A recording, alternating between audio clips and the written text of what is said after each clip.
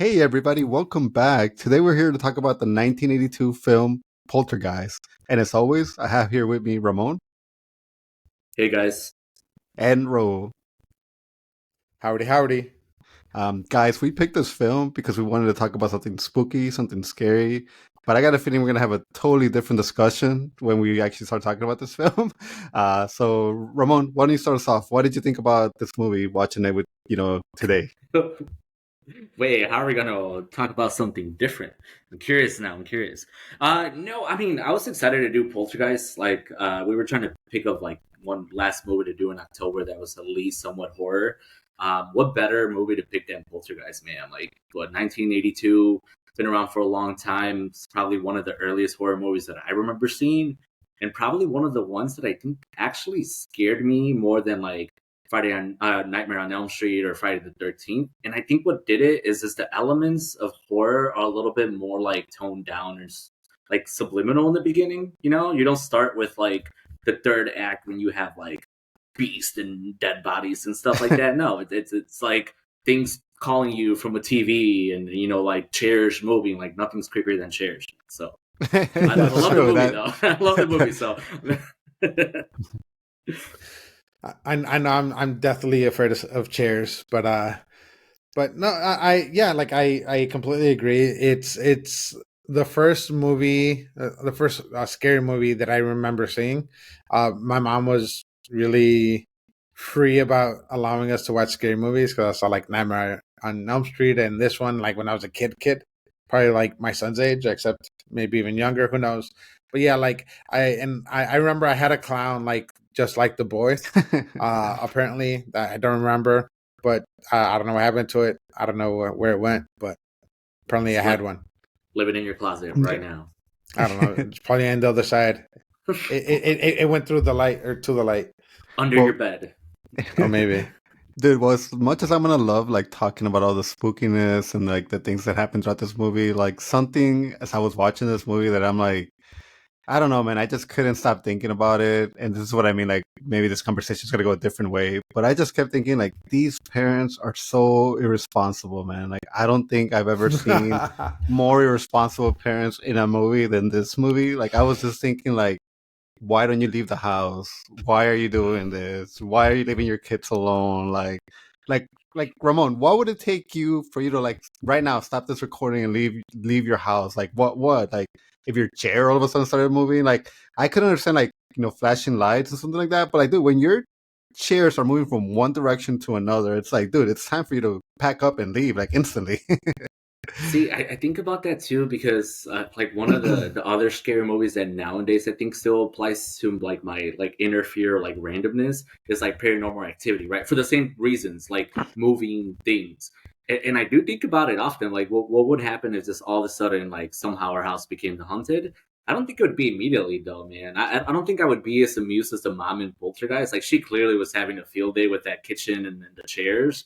But Yeah. like I don't know, like I feel like it has to be like where it feels violent, you know? When I feel like things are slamming, like a frame, something falls off the wall. Not too bad, you know, like I can kind of try to figure it out. But if it flies across the room like towards me, I don't know. Need to make some phone calls, call Yeah. my mortgage Like, dude. I mean, thinking about it, there are scary things about our individual houses. Like, Ro, your house is probably one of the first ones in, where we live that was ever built. Because, it's a little bit more like in that, in the middle of downtown.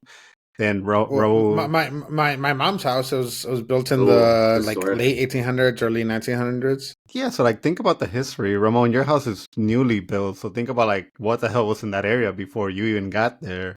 With my Are you house, sure there wasn't a graveyard? It's a mastodon graveyard. We live next to marshes, and I just asked this question when we were taking a walk yesterday. I'm like, you think there's mastodons in the marsh? well, Mastodon the better ghosts? question is, will they hunt you for taking over their location? That'd be But I'm just scary. saying, like it's very easy for you to have that mindset, like my house is haunted. Even with my house, I think the scariest thing about it that I kind of like think about or not try not to think about is that even though my house is not that old, I get mail from like different folks that used to live here, and from my understanding, talking to my neighbors, like a lot of people came in and out this house. I'm like, well, I don't like thinking about like even though my house is not that old, that all these different people used to live because like you just don't want to think about what people used to do in your house before you got there. Like Please. yeah, but No. like here's kind of the thing too, though, that kind of happened in this movie is that like things were gradual, but they escalated quickly too, because so then by the time that it got, well, besides the fact that chairs were moving, that was like the first night there. So then they were like, okay, nothing's bad happening. So some weird stuff's happening, but nothing bad. And then they go to bed, and then that's when like all shit hits the fan.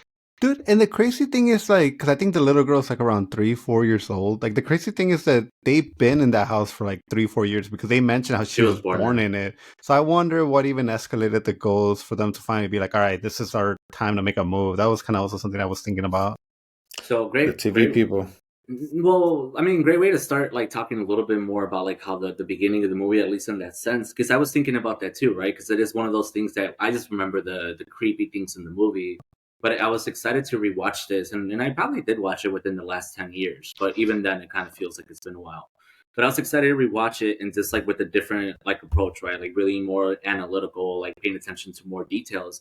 And the only thing I could think of is like how her like canary died, like her bird, little Tweety. And just they the whole buried it. yeah, the whole idea that like the mom was ready to flush it, right? And then like the girl, what's her name? Carol. Carol Ann. Yeah. So Carol Ann. Like she stopped her, she caught her in the act, and then she requested like an actual burial, right? And then it was adorable because the whole burial like preparation was kind of cute, right? Like they were like they had this little cigar box, which we later find out that they use for weed as their stash box, which is a whole other thing that I forgot about that I didn't realize as a kid. But no, and then they start adding things in there for the bird to be like good in the afterlife, right? So that whole idea of like, here's this little girl was thinking about the proper burial.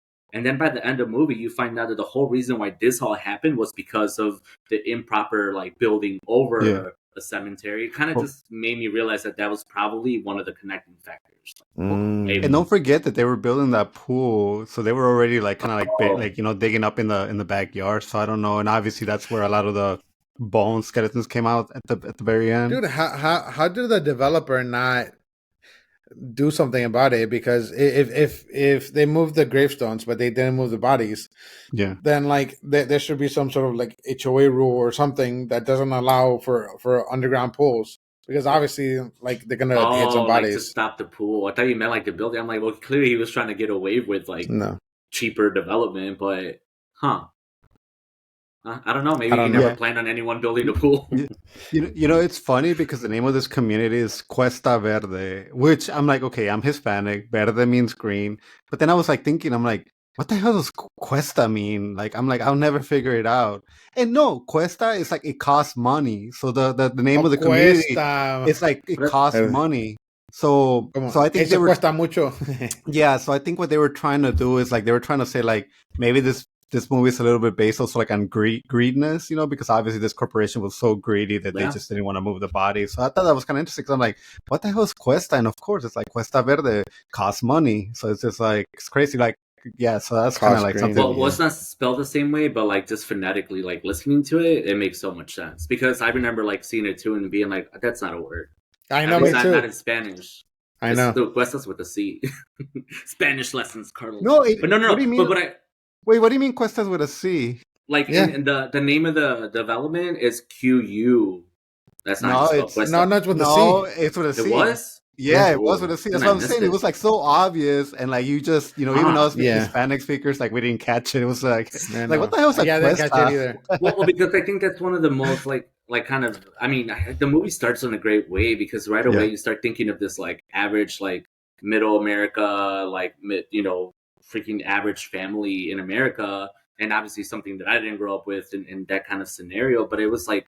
I mean, the whole idea of like them showing the neighborhood and then going and seeing like development sign and then like how everything just seemed so like peaceful and stuff. Like, well, the American dream. Like for me, once I started working like my corporate job and we started getting like letters from California or even Texas, and it was like I always found it so weird because it was like all these towns named like Palo Alto and all these Mexican names.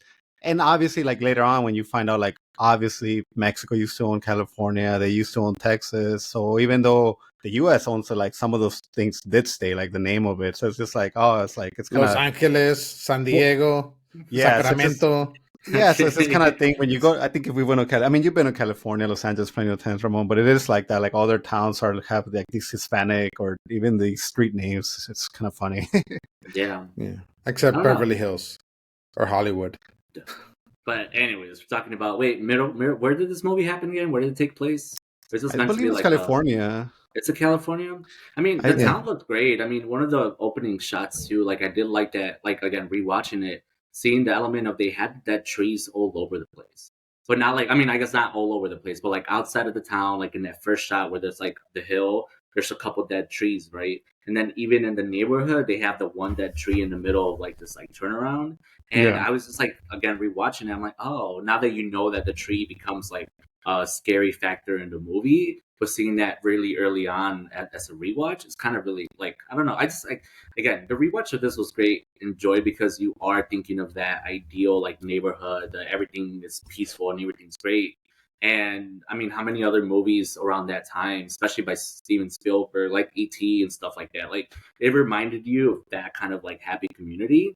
And this is funny because I still watching the movie again, I forget Well, that it has to do with burial grounds. yeah, it's crazy because I always thought he directed it, Steven Spielberg, but then I guess he just had a lot to do with the writing and producing it. But it was actually the guy that directed the first Texas Chainsaw Massacre that directed this movie. So I was like, oh, okay, that brings like a little bit like, especially at the end when things go just crazy, like, it makes a lot of sense. But it's crazy because I don't know, man. I never felt truly scared watching this movie, and to me, it did feel in the same way I would feel as I was watching like ET. Like I don't know why, but it just felt like, hey, this is just a family and they're going through an adventure. It just so happens that in this adventure, like people are being sucked through their closet and ghosts are appearing. Yeah, and I'll say for me, well, I don't remember when I was a kid what I thought of it, but like I do remember that I always thought that it was a good movie and I liked it. But so and watching it now, like I don't necessarily find it scary, but even though it is like a scary movie, but I find it good. Like I think it's a great story. I think the writing is good. I think the characters are like very well done. I think the acting's good, and I like kind of like how they inverted some of the tropes and how they like threw in a bunch of like different things into this. That they didn't really need to, but they just like made the story better because like let's just talk about like the scary parts of it. It's kind of like everything, like a lot of things that people are just scared of, especially kids. Like they made them like for real scary, like a tree. Like trees are never really scary, but if you're trying to fall asleep and there's like lightning or there's a light, you're gonna see the shadows from the branches, and some people find that scary. And then the tree is actually like taking the boy, and then you kind of have like skeletons and like the pool or whatever. Then you have like some creepy dolls, you have some creepy toys. You always have a monster in the closet, and in this case, you actually have a monster in the closet. So you just have like a lot of these like small little things that kids tend to be scared of, and they kind of just made them like this is why you're scared of them. Dude, something that was like bothering me in the beginning of the movie was when the youngest daughter is going to school and then like they have the construction workers or the people building the Oh, the pool teen. and they're like catcalling her and I'm It's like, the dude, like 80s. I know, and then the mom's just like, "Oh my god, silly boys," hitting on my daughter. I was like, what is going on here?" Well, I was wondering about that too, right? Because again, watching it now in modern day, that's just completely unacceptable. But like, not only like I said, it was the '80s, but I think those workers already had the relationship with the dad. Because Yeah. not only was the dad a Mm. realtor, like salesperson, I think he also was involved in the development of the That makes it community. even worse, man. Yeah. Well, I mean, yes, but it's like it's kind of like like family friends because they've been working with their husband for all this time. I'm not saying it's okay. I'm just saying like that's the only thing I could rationale. But again, I didn't even remember the parents were smoking pot. Like they were smoking straight up weed. Like they were Yeah. trying to roll a joint on the bed and doing all that. Like those are the kind of elements that I did forget about. Because again, watching it as a young kid and then even rewatching it like not too long ago, but like still a while back, is that certain things don't captivate you that much, and you want to remember the details that are scary and like a little bit more memorable. But like those are the details that you're dead on. Like they're hilarious that were included in the movie as comedic relief.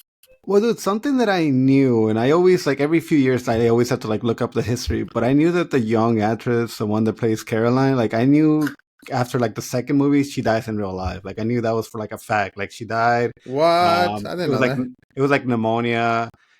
So this time, like I was trying to do like a little bit of research and look up look up her history again. And then this time I found something out that I didn't know, that the daughter, the one that's like in high school, like that actress also passed away when she was 22. And I'm like, okay, that is freaking weird. There's more. And then I found out also that the skeletons at the end of the movie, that I guess they use real skeletons. And I was like, what is happening with this movie? And then these kids die. And I'm like, okay, there has to be like a coincidence with that. So that kind of creeped me out, man. That was truly something that I found shocking upon my rewatch this time. So no, for sure. There's actually supposedly a curse that they thought that was going on throughout the filming of all three movies, like before the remake. So it wasn't just that. Yeah, like the older sister supposedly got like killed by her boyfriend at the time. Like in the third movie, I think it's the aunt. She dies of some natural cause too. In the second movie, they introduce, the beast, like the guy who in this movie, the priest, who's like the actual demon in this first movie. He also dies of natural causes and stuff like that. Yeah. So it was like about 3 to 4 people who died in the process of filming 3 movies over like 8 years. Or however many years. And it's just, you're right, Carlos. Like, it's crazy because, like, I found that out, not all of those, but, like, it's like you find out about it when you start looking up the whole series. They need more salt in their life. Yeah. No, but I think Carlos is right. Maybe because of the dead bodies they were using, like the real dead bodies. Like this whole point of this movie is like corporation being greedy and, doing this horrific thing for like dead people. And then this company that's filming this movie is like also doing it. And it's like, dude, like how? Like how does it not like at a certain point be like, maybe we shouldn't do this? But it's the 80s. And like I give props to this movie too, because they did a lot of special effects that were like actually pretty good. Like, I mean, especially considering that, there wasn't anything too crazy, but like have the visual effects that were happening when it was like the ghost apparitions, even when they added the beast, like the main demon at the end. The tree was goo. Like probably the goo, and then I don't know, the guy that was like peeling off his face, that was actually which for back then was good. Great. Yeah. I mean, obviously you watch it now and you have so much skepticism because you could tell how it works, but I mean, that's incredible. But I guess they went for full on realistic with the dead bodies. Like, I know kids today, like, they'll watch Stranger Things to kind of get a sense of the 80s. But, dude, if you watch this movie, that's another thing that I found cool. Like, I'm like, dude, this is, like, what people thought in the 80s was, like, modern. Like, all this stuff, it's not like somebody trying to recreate the 80s. Like, this is it. This is what people had in their kitchen. This is how their cabinet looks. This is how the house was set up. Like, honestly, this family was a little bit rich, man, because I was a little jealous when I was looking at the little boy's room. And I'm like, man, he has all these, like, Darth Vader, Hulk, all these, like, cool toys. I'm like, I had none of that. I slept on a probably used mattress when I first came to the U.S. Well, that's another thing too. Like that, it seems like pretty average family. Well, it sounds like a dad made good money being like a realtor, right? But it's like, I mean, and maybe back then it was this average family. Like thinking about those toys now, obviously filthy rich because they're all collector items and like all those like any little Luke Skywalker figures worth like thousands of dollars. But I like that element too because like I mean, even if Steven Spielberg didn't do the whole movie, there's the elements of like George Lucas into it, which they later collaborated more. And to me, it just felt like very 80s, which is still enjoyable because again, we were born then, and then still came into the United States and had the residue of the 80s still be like part of our childhood. So it's a good element to it. Dude, and the other thing now that I can appreciate that I couldn't appreciate when I was a kid, like the mom is hot. Yes. So it's one of those things where like she is hot, and I did look her up because like what else have I seen her in? And obviously like like throughout the movie she her outfits really stand out. That's what I'll say. Wow, guys, where do we go from here? I don't know. But like the other thing that I really liked that kind of how they built it in and kind of why is like some of the stereotypes. So like especially the lady that comes in that's like a medium or something like that. Mm-hmm. And then like the dad like doesn't believe it, and he makes like jokes. He makes like small people jokes. And all these things about like something like what side of the rainbow are we in and stuff like that. Kind of like calling her like a munchkin or whatever, and doing all these things, but like just to kind of show like the skepticism and also kind of like of the time that like how people felt about people that were different than them. And then at the end of it, just kind of like how that changes, because obviously just because someone looks a certain way doesn't mean that it can be helpful. But So this is something that I've been like struggling with. So the moment the little girl got taken from the room and in the closet, like that room became haunted. And it's like anytime you open it, there's always like something happening. It's never just like things aren't moving. So I don't understand why when these people came over, like they're looking for evidence that there's like stuff happening in this house that is truly haunted. And they do all these set up all these cameras, and I know you got that crazy cool scene at, you know, like towards the middle of the movie where like the souls are coming down the stairs and it's very peaceful and very angelic. But it's like, dude, if you want evidence, like just open the door to the film. If you're like, you know, like they don't call the cops, and I'm thinking because nobody's gonna believe this, but it's like you have proof right there. It's like if an alien landed in my backyard and actually shot him, and I have the body, but I still refuse to like not tell anybody about it when it's like, dude, I have the evidence, like it's right here. Like, so I don't understand this whole like, let's not tell the cops, let's not, you know, like make a big deal out of this. I almost would like to see the version of where like the cops did come, it did become a big like national news, and it's like what's going on. But it's just like that's the part that kind of like bothered me about this movie. But again, it's the 80s, so I don't know, I don't want to judge it too hard. I do want to give it a little bit. Yeah, go ahead. Yeah, I mean, the family even like talked about that, how they didn't want to call the cops ahead of time. But I do agree that like paranormal research group, like it was kind of like half-assing their job in the beginning, because it was the same thing too. But I love the scene when they're like, well, we need to find more proof. And then that tea kettle moves in front of them. And I'm just like, right there, like right there. But no, but it was kind of like, yeah, it was kind of a little bit annoying to watch them, because yes, they were playing like very coy with the ghosts. But again, like you said, the family knew where they were at, and all they had to do was truly be like, go in that room and you'll have all the proof you need. And they all kind of just like tippy-toed around that whole idea, and maybe they wanted to record it, but like I felt like they just could have done so much. And again, we wouldn't have had a movie like that, like the way it got filmed, if it was kind of more straight to the point. But I do like the whole idea that they spend some days in the house, and that was kind of part of the whole involving more than just the family, because by this point you're already connected to the family, right? You had like a normal family, they were all doing all kinds of normal stuff, and then you add this group of paranormal people, but then they have to coexist, and that to me was a kind of cool relationship to watch. Like when the guy who tore his face off just said, I'm hungry, and then he goes into the kitchen and he goes to like take one of their steaks and starts eating like a drumstick. Like, dude, it's not the kitchen. No, that scene with the steak where it started like something gross started coming from the middle of it. I'm like, okay, that was pretty cool, because I'm like, that made me not ever want to have a steak, even though I'm super hungry even right now. yeah, steak, Carlos, or maggot infested drumstick.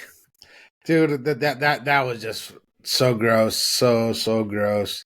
Like because like with the drumstick, after you dropped it, you saw like all the maggots and stuff. Ugh. Yeah, I don't know. I mean, I'm the kind of guy that if you make me like guacamole with crickets, I'm like, hell yeah, let me get some of that. That's different though, because you know they're gonna be dead. I live mean, maggots. No, dead maggots. I mean, I'm no, open live to it. maggots. No. Is there lime on them? Lime makes everything taste better, dead or alive. Yeah, I'm sure, but I'm still not gonna eat live maggots. No, I don't know, man. Again, I don't want to like keep saying how like I felt like these parents were irresponsible, but the little boy, I felt like they should have sent him to grandma's a lot sooner. They should have gotten him out of the house a lot sooner. I don't know, man. I don't want to put myself in that situation of what would I do, but it's just like one of the things that I just felt like nobody should have been sleeping in the house anymore. Unless they were, but I understand this whole feeling of your daughter strapped in there, so somebody has to be there, and you don't want to be alone, but don't drag the little kid in there, man. Like, go in there with the dog, and you and the dog just hang out and, you know, take turns. I don't know. You know how I know they're irresponsible parents? Because let's add to the things, right? They didn't get them out of the house quick enough. They were clearly smoking weed around the kids. They weren't hiding that. Parenting style was questionable. But even like when they did send the son away, they sent the older daughter away too. But where? With her friends. Like, friends, yeah. Trust a teenager like that? Mm-mm. Yeah, I mean, at the end of the movie, she gets dropped off by clearly like a guy. She had a big old hickey too. No way. Yes. Oh my God. Rewatch that scene where she gets dropped off on their moving day. Like she had a big old hickey. When she's yelling, "What's going on?" repeatedly, when it's obvious, like, just look, that's what's going on. No, but you know what? Like, I was mad at her in the first time, like in the earlier on, like when the tree takes the boy, like she's the one that leaves Carol Ann by herself because like the two parents ran to get the boy. They ran outside, but she was like the last one, and she just left Carol Ann by herself in the room, and that's when she gets taken into the closet. I don't know, man. It just feels like that family's too trusting, but you can tell they're really comfortable. Maybe it's just I don't know, Carlos. We talk about that too, but man, our parents used to let us be wherever we wanted to be on our bikes. It's like, hey, you're Yeah. gonna go to Carlos's? Yeah, go, bye, and then ride the bike. And maybe yes, in the beginning it was always a phone call away, but after that phone call, man, all game is fair. And it's just kind of funny because I don't know. That's kind of the thing too. It's like I feel like in any situation like that, if you have like a weird panic, like and you have multiple family members, who do you protect first? Like it's so difficult to like just think of like grabbing everyone at once, especially when you're one of the siblings, you know. Like I don't even know what I would have done if I was her trying to No, it's chase always after hard my to like. brother being eaten by a tree. Like what? Yeah, like you always want to hope you have quick reflexes, but sometimes, man, it's so hard when you see something happening not to just like stand still and like stare at it and like just watch it happen instead of like reacting. So I don't know. That's probably where I fail too. Yeah. When these things come about, but I don't know, man. I don't blame the daughter too much. Again, I'm putting more responsibility on the parents, but once they do bring in the psychic, I don't know what do you want to call her, the lady, The medium. the medium. I mean, things start getting a little bit more interesting because she's kind of like, I'm not sure if she's playing them or she actually knows what the hell she's talking about, but I like that actress, man. I think she adds a little bit of a creepiness to this movie when, I feel like there's really not a bad guy directly. Like at the end of the movie, there's no big third act where this guy manifests and all of a sudden like they're fighting him. It's just like, but she herself, I feel like she brings a little bit of a creepiness to the movie with the way she sounds. That's exactly what happened, Carlos. She says it's the beast, like the beast is who lives there or like who's with her, and then the beast comes out at the end of the movie. And then how does he come out? Where? In the doorway. When he's pulling the rope. Like in the doorway, in the very last scene. I mean, he doesn't do anything because of the special effects. Yeah. He's kind of standing in the doorway, like scaring the mom away. But that was the beast. Like that was the one thing that had her, But I'm talking about like Wonder Woman. It's like, oh, there's no God of War, and then all of a sudden, like, there is a God of War, and it's me, and it's there's no reveal like that. but I do like that element because when the first first 2/3 of the movie, you obviously have it's like multiple ghosts, and it's like these spirits and these like paranormal like activities and things that are happening. So it's like I do like the idea that don't present you with like one evil guy. Like it's not like, oh, it's a devil, or it's like even the beast, right? Like the beast you mentioned at that, like towards the end, and that makes it more enjoyable because if right away you have the idea of the beast, it kind of just throws it off. I don't. Well, what I like about the medium, when she came in, she gave a great explanation as to why things are happening, how the little girl is responsible for making those things happening, how the beast is using the little girl to keep every ghost that's kind of trying to go into the light, from not going into the light, because instead of going to the light, they're being attracted to her, and he's using her. So that did like the way she explained things, because I'm like, oh, cool, like this person came in and did it in a way that felt natural. Like she's just kind of like telling the mom and the son like what's going on and what happens. And I'm like, oh, I totally understand exactly what's going on. And I do like this idea that there was this like very evil presence, the beast, the Reverend, and he was just trying to like take advantage of a situation and gain control. And I don't know, man. I don't know what happens if the little girl never escapes that dimension or whatever you want to call it, like how truly powerful he could have gone. Obviously, like I don't remember much about the sequels, so I don't know exactly if maybe he got enough energy to manifest a real body and that's how he comes after her in the second one. But that's really cool, man. I do enjoy that explanation because to me, nothing about that feels fake or I can't even like put a plot hole in that. No. If anything, it gets weirder in the second and third movie because I think I like the idea. I mean, obviously, we're not talking about those, but I like the idea that they do create like this person that is supposed to be the entity of the beast that ultimately comes for Carol Ann. And then they have to explain the story about how he used to be like a cult leader.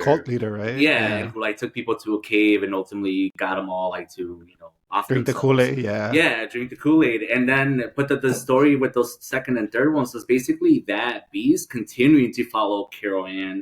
but I think it just ultimately didn't work because it was more like a mouse and a cat and mouse like chase game, where at this point like he had a physical body and he was doing things that were weird. I don't know. I do like the first one so much better because I think just the element of like mystery and you really don't know what this beast is, and the pacing, like the everything's pacing, good about it. Everything's really Yeah. smooth about it. Yeah. Yeah.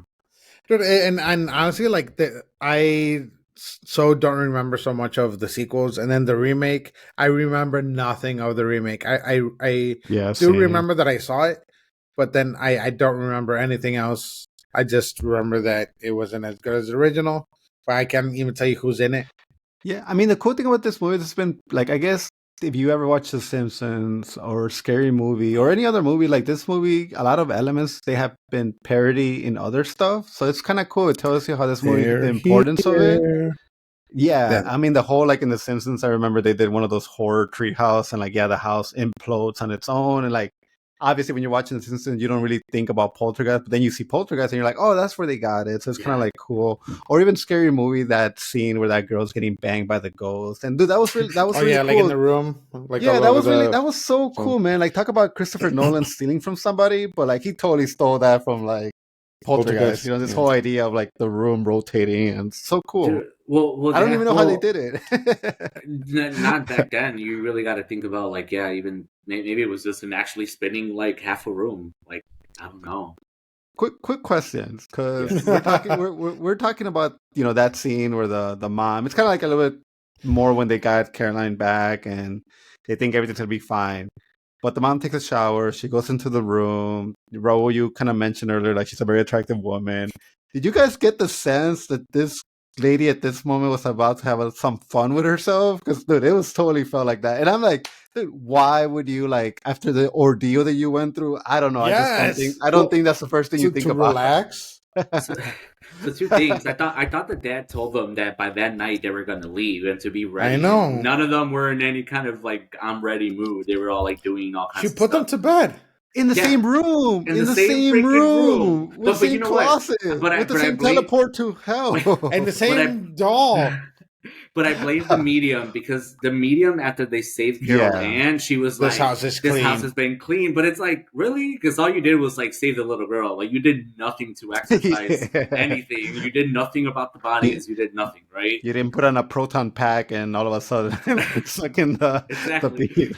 But back to Carlos's thing, like, no, the only thing that I like about not just the idea that she perhaps is gonna have some relaxation time was the idea that the dog gave a good, like a weird stare. Yeah. And I'm almost thinking like obviously the beast or maybe one of the spirits was totally in there with her, like kind of just there because the ghost was there. I mean the dog was like he noticed that something was in there. Like I know that's what Scary Movie 2 makes fun of, like that, you know, that's what they, but it felt like that. It felt like this woman was being taken advantage by a ghostly figure. And if the sequels would have been like she got pregnant after that, and then, you know, they all of a sudden maybe the fourth kid in their family is the one that's a little bit scary. Like I would have been like, yeah, that makes sense because she clearly in the first one that happened like to her. The Omen. Yeah. That's 2000's movie match. No, I mean like I just with that scene it was kind of crazy. Well, that whole end of the movie was insane because you had everything. You thought it was not necessarily like extreme, but it was mild compared to like the final scenes that happened with like the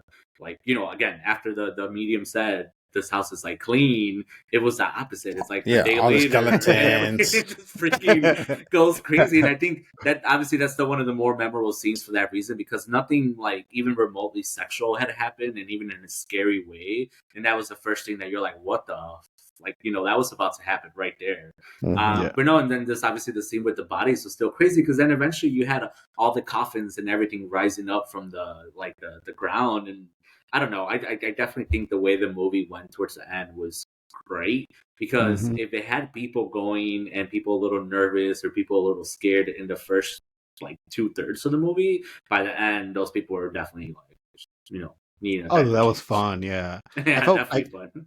I felt like the mom, like she couldn't get into the kids' room, and like, you know, when she fell into the pool, like I'm like, lady, like who are you asking for help? Like, come on. Even the neighbor that did show up, like he didn't want to go inside her house.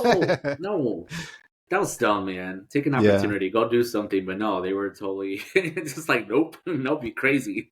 Yeah. And where did the dad go? Did he ever say like when he like left them He alone went for a little? so because whenever like he was quitting his job essentially, Yeah. all he said is like he had to go back to the office to take care of some stuff. Okay. Because at the end when he shows back up, he shows up with his boss. With his boss, I said, yeah. Yeah, and then his boss got to witness like his mistake because it And was then it's like, technically his you, fault. Yeah, like, yeah, it you was that moved the guy's the fault. headstones, but you left the bodies. bodies. He should Oh have. He should have. man. I know nobody gets murdered in this movie, but like he should have been the one that something should have. Like those ghosts should have taken him into that portal. That would Oh have been wait, no, fun. you're right. No one really does. Oh, but the paranormal team, the one guy never comes back because he was so terrified from the Well, hair yeah, scene. I I wouldn't would have be gone yet. too. So I Yeah, almost no thought he did, way. but I'm like, oh no, yeah, that's right. He just never came back. He was like so scared. It's like, nope, peace No. out. Yeah, and I mean, again, I think at the end, like the special effects were really cool with that ghostly figure, like, and I don't know if it was like a giant cat or whatever, but that looked great. And then the closet, what was happening with that? So no, man, I think at the end, this movie did win me over. I know we don't really do like a rating when we talk about movies, but I still feel like this movie does hold up. It is something fun to watch it. I know because I'm trying to do this show, sometimes I exclude my wife out of some of the movies that we talk about. But this one and Trick or Treat was one of those movies that I kind of wish I had just been like, no, you're watching these with me. Like, I don't care what you're doing. But yeah, they were fun. Sadly, because we have our daughter, I can't just like all of a sudden like put it on at 6 p.m. We have to wait till like it's late at night. And sadly, it's time to go to sleep around that time. No, because next time you see her like touching a TV with a freaking static screen, you'd have Oh, something to worry about. yeah, no, I'm glad there's no. I like the oldest TV I have is from 2007, and it is in the basement. But I would be surprised if that one turned on one day on its own. but in the remake of Paranormal Activity, in Poltergeist, it happened with just a new TV. Really? That movie was what 2015, 16? Excuse don't me know. while I get a baseball bat, and I'll be right back. No, I mean it's to be fair, like I don't know. I think the reason I don't know, it was different. Like I think in the 80s, I mean again, now we were like alive and watching those movies at the time being, but like just from everything else that we've seen from that time, it's like I feel like it was just different type of movie because it wasn't a slasher film. It wasn't doing too many like jump scares and stuff like that. It wasn't Pet Sematary. It wasn't Children of the I Corn. love all those movies, but it was truly trying to get to you with that appeal of like just how mysterious of a it's a poltergeist. It's not really a haunting. It's not one ghost. It's a multitude of like ghosts and things happening in the house. And I think it's a fun way. Like even they have fun with it. Like I said, with the chair and like all that stuff. Like I don't know. Like I think even just watching it too. Like it's obviously not scary, but it's just you enjoy it for what it is. It gives you those like, ooh, like what would happen if I saw my daughter like touching the screen of a TV talking to it, like it's too weird. No, what's it called? Even though I know this has been fun and, this is probably gonna be our last Halloween movie, like I do hope we do talk about more horror movies, 'cause especially me and you, Ramon, we just saw one really great one not too long ago that once Raul sees it, we have to like bring it up in a conversation. But is there any other scary movies that maybe you guys have seen recently or this year that are more modern that you guys maybe want to talk about? Like, I don't know if there's anything. I'll bring up that one that I saw. That was actually surprisingly good, and it was different than what you would expect. That one with the aliens. I already forgot the name of it. Oh, it's on Hulu. Great way to like promote it. I know. I'm. That's the one thing about me is like I'm bad with names of movies, but like I can tell you who's in it and all that stuff. No one will save you. Big. Yeah, there we go. No one will save you, but that was surprisingly good. No, I'm telling you, Raul, no one will save you. No, yeah, but like because it kind of goes against a lot of the like horror tropes, and it just a ton of suspense. It's an alien movie, and there's just like it doesn't go how you would expect an alien movie to go, where like it builds up and then all of a sudden there's like the Sixth Sense, not the Sixth Sense, Science. That like has to build up until you see the aliens. It's like you get aliens right away, and then it's just dealing with all this and just like how everything develops. I thought it was just awesome. No, again, the name of the movie, No One Will Save You, on Hulu, and it is like a good, okay movie to watch. I think the biggest accomplishment that movie did is the fact that there's almost no dialogue in the whole movie. Oh yeah, and you might think like, oh yeah, that's how can that work? But it works great, and I think that's why I would recommend it. I didn't even notice, but yeah, good point. No, I mean, Yeah. and this is funny because like I just I love the alien and the sci-fi genre, and then mixed with a little bit of horror element.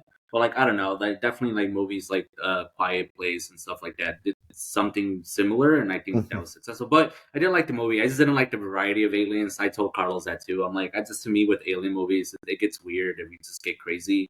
Mhm. But I really enjoyed that movie. I watched that the movie I was telling you guys that I wanted to watch, Host. Oh The Oh, one yeah. how was that?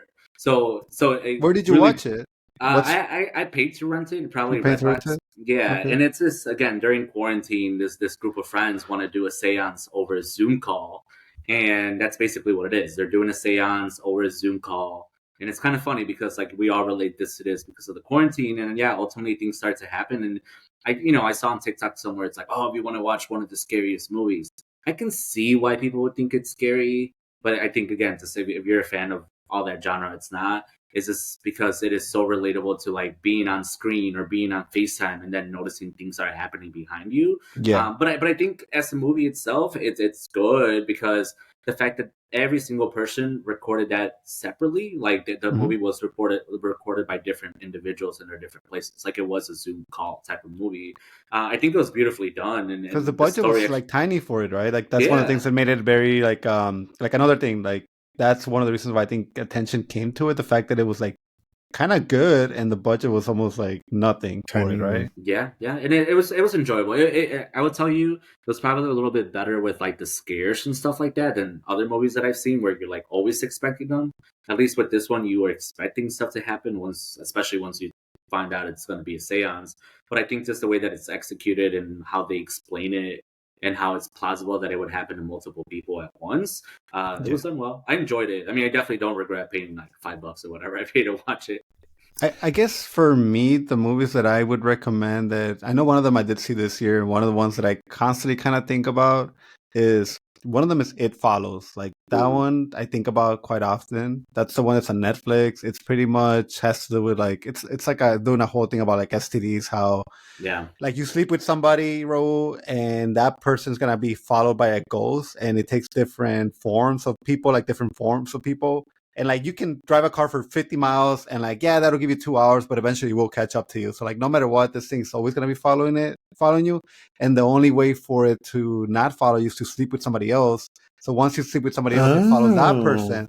But then here's that's the cool. thing: if that person it catches them, then it reverts back to the previous person. So it's just one of those things like you constantly have to be passing it to like truly never come back to you. So, Sheesh. and that also reminds me a little bit of the one that I saw this year, which was Smile. And Smile is kind of like a similar thing. Like once you witness this thing, there's really no way for you to really get away from it. And I thought the ending of that movie Smile was really really cool, like really scary, haunting. Like what am I watching on in my big screen TV movie? Like it's just like I thought it was very well done for a movie that the concept of it seems kind of silly.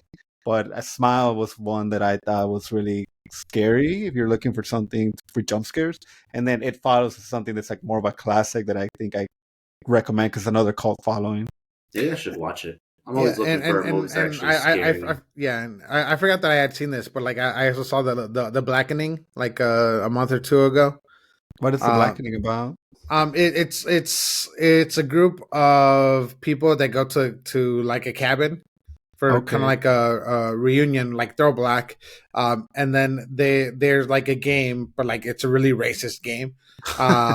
With like the old like caricatures and stuff like that, and then it asks like black questions, and then they have to say like whoever is the blackest is gonna be the one that's killed, and they're arguing about like who's blacker and all this stuff, and it's a little bit of a comedy, but like it's a slasher kind of That came out comedy. like this year or last year, right? No, it came out this year. It came out like this Yeah. summer, I think.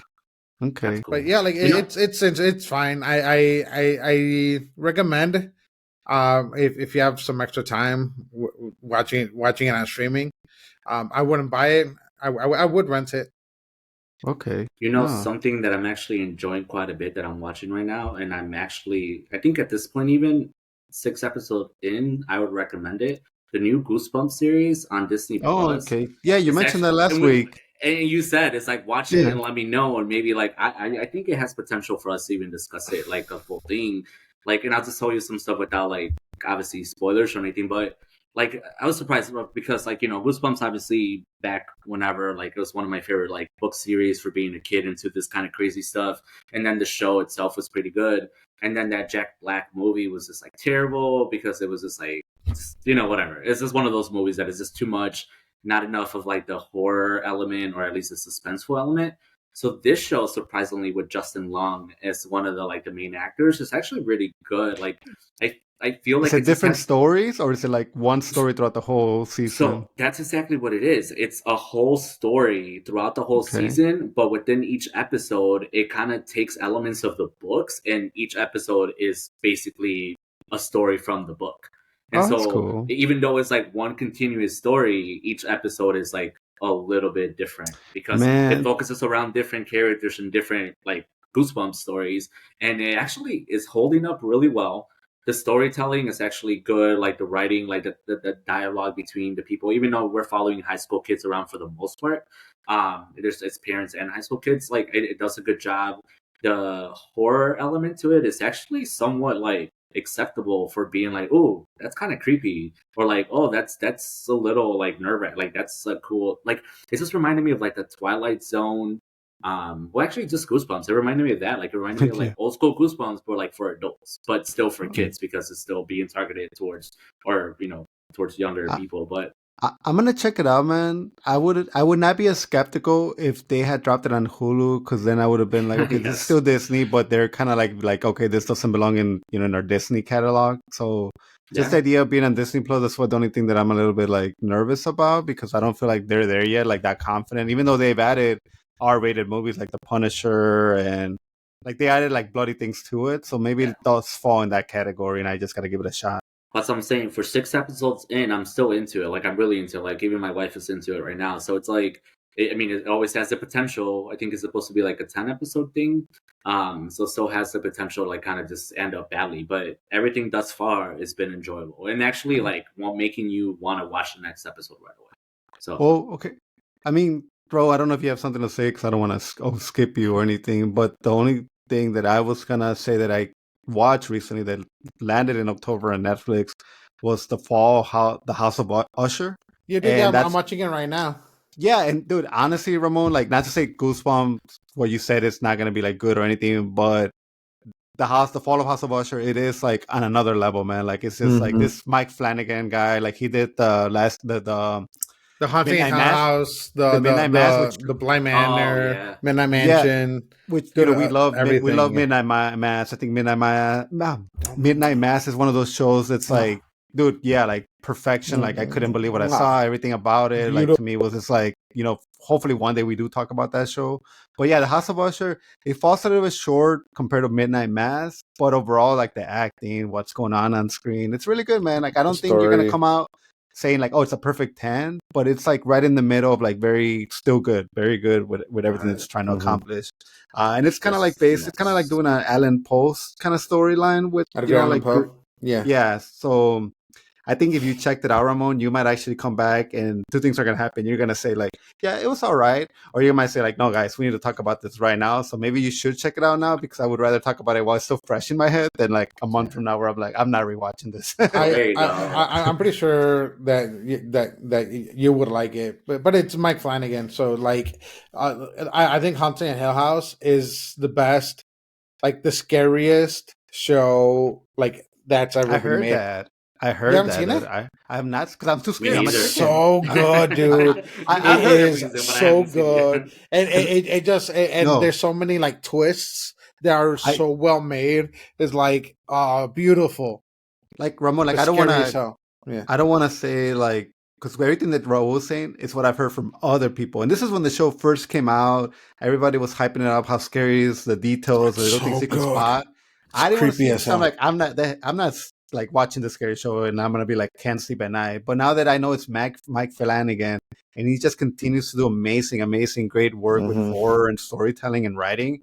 Like I have to check it out now, because I'm like, oh damn it! Like I became a fan, and once I'm a fan, I want to go out and check out all your stuff. Dude, Yeah. and it's a thing too. Like he keeps using the same cast, but it's Yeah, completely different roles. I And like the guy like, from My Zombie. He's awesome. Oh, really? I Nice. don't know who that. The guy that is. was the chief in Midnight Mass. Oh yeah, The yeah, police. yeah, Yeah, yeah, that yeah. The actor. sheriff. Yeah, yeah, yeah. The He's sheriff. in the other ones too. Yeah, so he's a great in Yeah, that. he Oh, and was then awesome. they had Luke Skywalker in this new show. Oh Oh, Mark yeah, Hamill. Mark Yeah. Mark Hamill. Yeah, Hamill. Yeah, and look, he's awesome. I think he's yeah, actually he's my good. favorite one in the whole show, even though he doesn't really talk a lot. Yeah, yeah. That's Like amazing. he was perfect for the role. Yeah, I great. don't know. Best I've Well, seen him in a long time. I mean, maybe I know because we're getting towards the end. I did have a question with you guys because we probably, even if we talk about some of these shows that are a little bit scary, or just in general, like horror, not scary. But I had a question because like I've been talking to people for this whole month because we're doing this podcast about like what to watch, what's scary, what movies I've seen that I think are scary, and I think I come to the point where it's just like not a lot of stuff is right, but just for people that are listening, like what question for you guys, like you, Carlos and Raul, like what would you guys need for a show or a movie to be truly scary? Like a movie, let's put it in a movie because movie at least will be over in like 2 hours, right? Like what would ultimately, like as a grown ass man, what would make you like actually scared? Go. Dude, I'll tell you this way. So like I I I I think the things that have made like movies or shows scarier for me is the ones that can do the build up very well, and that can do kind of like with Jaws. Like I don't think that's scary, but like I think the fact that they didn't show the shark so much like helped to build up the anticipation and all that stuff with that. So like I'll say in Hell House, there's so much of that of like random shadows in the back that you think are something, or like in uh, he- uh Hereditary that you don't see something, or like Insidious that you don't see something, and then all of a sudden you notice it and it's scary as hell. Yeah. Or even in the Conjuring one when the nun was there, that was scary as hell. That was scarier than the So actual nun movie. so that's something I haven't seen. I haven't seen any of the Conjuring movies. I haven't seen The Nun. I haven't seen any Annabelles, and I gotta go back. And obviously, that's kind of good for me because that's like 8 movies right there that I can kind of watch. And from what I hear, they're all kind of like pretty good. But Insidious is one that I did watch in the last like 10, 15 years, Ramon, Mm-hmm. and that one stays with me. Like that one, for some reason, even though I haven't rewatched it, I remember in the movie theater, it was like jump scaring the hell out of me. And I don't know, I just thought maybe if I watch it today, I'd be like, this is silly, but from what I hear based on conversations of what does hold up, everybody always has like Insidious in some kind in a list of 20 scariest movies, like it could fall maybe somewhere modern, like the list of 20 modern scary movies, it could fall somewhere in there. Yeah, Maybe yeah, like no, top yeah. 10. Like the first one, yeah. Like I even saw the last one, the Red Door. Yeah. It's fine. But yeah, like the first one is awesome. Dude, I'll even throw Sinister in there. I thought Sinister That I was was heard good. awesome. Sinister is really good too. Yeah, like Haunting in Connecticut. That's another really good one too. I Okay. think If you I've haven't seen it, seen but I that, don't remember it.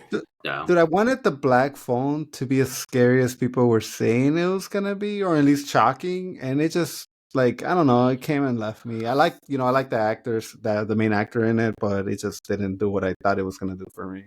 That's what I'm saying. Maybe it's just that we are just getting more and more No, I'm desensitized a to like a chicken, lot. man. I'm Well, telling you, I well, am bad. you I say that, but it's like I don't know. I think it's more of like doing something different because like we've Yeah. seen there's been a ton of Maybe scary that's what it stuff. is. Desensitized. So Yeah. like the movies like Midsummer, like that's like the perfect type of different thing because it's so weird and like it's kind of scary, but like it's just more like the thriller ones that like do that so well. They're just weird, or like Get Out, where it's like it's just different.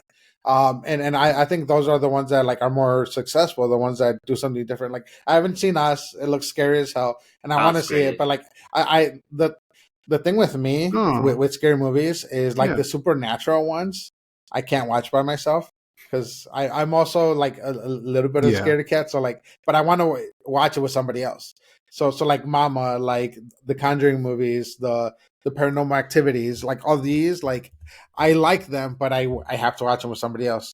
Yeah, I'll start sweating, man, and if like lights are off, I'll start turning them on, and it's just like Rose said, like I have to be with one. What I noticed that has helped me out is if my wife's like younger sister watches these movies with me, and she's like 15.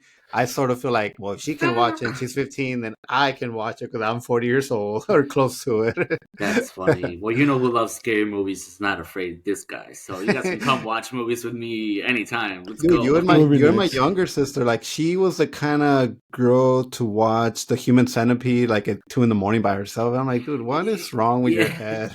You make those comments about me too, because we'll talk about like something freaky, and I'm like, yep, watch it like at 3 a.m, and you're like, how? Like you're by yourself, like watching this, and then with headphones on, which is a little creepier when you talk about like certain movies that have to do more with like this paranormal activity, because it's like touches or breezes, and it's like this is the new house that I'm living in. But like those breezes do come when the AC kicks in, and if I have my headphones on, I don't hear it come in, and then all of a sudden it's like.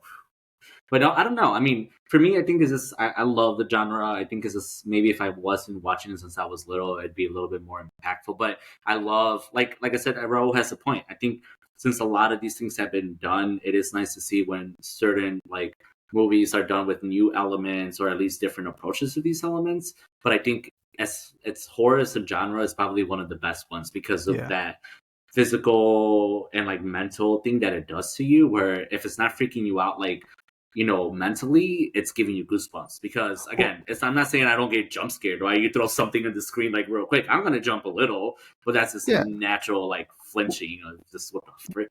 So, well, Ramon, if you think about the last few movies that I got, just me and you, or that I've invited you to, they all been horror movies. Because, like, again, as much as like I'm not a fan of like to go see like a Smile movie in the movie theaters.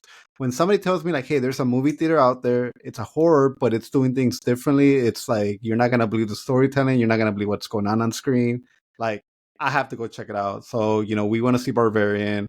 We saw Evil Dead. The Evil Dead, and then Evil Lurks Within. Is that what the most recent one we saw? When Evil Lurks. When Evil Lurks, and dude, again, all great movies.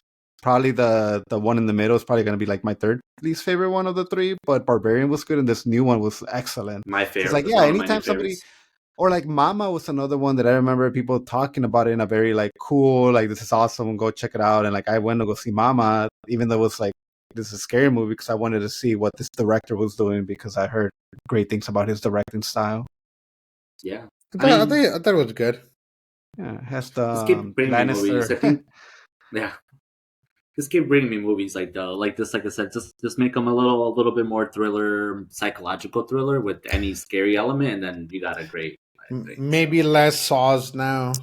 You know which movie I've never seen that I heard is good, and maybe you guys could convince me to watch it. Hush. Hush is one that I've never seen. I think it's a Netflix movie, and it's based on this lady that the deaf girl. The deaf girl, Yeah, it's pretty good. Yeah, I've always heard that movie's good. Yeah, it's good. Because there's a guy that breaks in, Ramon, but she has no idea because she can't hear his footsteps. She's deaf, she's deaf. So, and I've always heard it's good. I just never hit play on Netflix, because I'm just like, again, it's pretty good. Okay. I suggest that you watch it by yourself at 3 a.m. Yeah, and then I suggest you watch It Follows, because I think you'll really enjoy that. Yeah, It Follows is a good one. Yeah. Where is it? Netflix, I believe. Okay. Yeah. I'll think about it. Maybe this weekend with my nephews and niece that are sleeping over. Well, everybody, I hope you have a safe Halloween. Check your candy. Make sure if you live in the Chicago area, you're wearing a coat. It's going to be cold as hell. But have fun. Make sure you don't turn off your jack-o'-lantern. Or else Sam will get you. Yeah. That'd be cool. Someone should dress up as him. Not us, of course. Too tall. No, I'm already have my Luigi costume for this year, so I can't change. All right, guys. Well, I'll talk to you guys soon. And again, have a happy Halloween. Adios. Word. Bye. Yay.